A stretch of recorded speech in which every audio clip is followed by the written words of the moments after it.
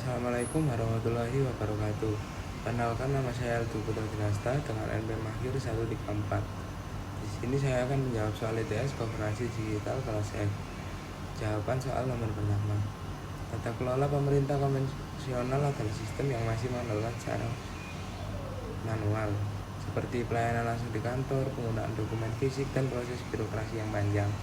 Model ini sering dianggap kurang efisien karena membutuhkan waktu lama, biaya lebih besar, serta memiliki tingkat transparansi yang rendah.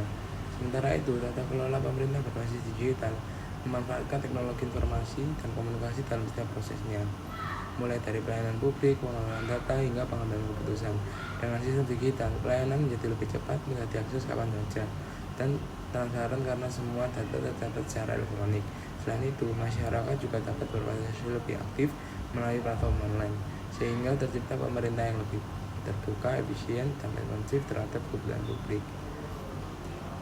Jawaban yang nomor 2.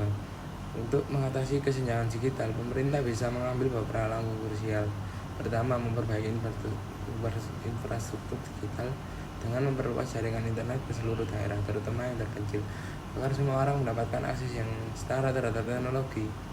Kedua, melaksanakan program pelatihan literasi digital untuk masyarakat dan perangkat teknologi, dan mengetahui manfaat serta keamanan dalam dunia digital. Ketiga, menyediakan bantuan atau subsidi untuk perangkat dan paket internet bagi warga yang kurang mampu supaya mereka tidak tertinggal di era digital.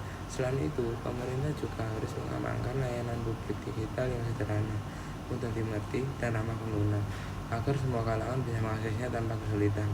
Terakhir, kerjasama dengan sektor swasta dan komunitas lokal sangat penting untuk mempercepat pemerataan akses serta peningkatan kemampuan digital di seluruh lapisan masyarakat.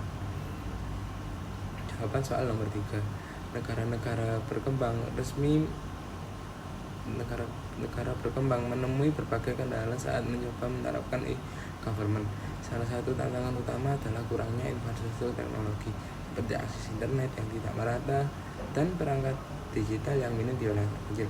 Selain itu, rendahnya literasi digital baik di kalangan masyarakat maupun pegawai pemerintah menyebabkan banyak orang kesulitan memanfaatkan layanan digital secara efektif.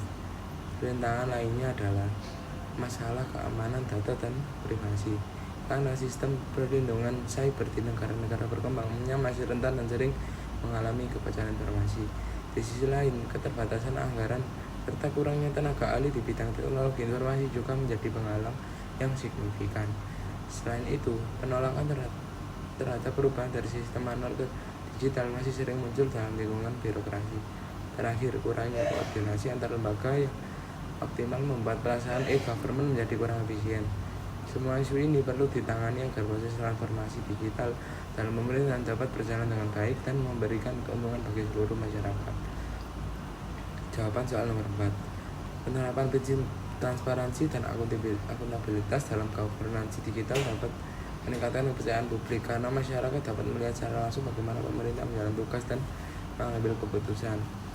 Melalui platform digital, informasi seperti anggaran, proyek, dan hasil kerja pemerintah dapat diakses dengan mudah dan terbuka, sehingga mengurangi kemungkinan terjadinya penyelewengan atau penyalahgunaan wewenang. Samping itu, dengan adanya tanggung jawab, semua tindakan dan kebijakan pemerintah dapat dipertanggungjawabkan secara jelas kepada publik.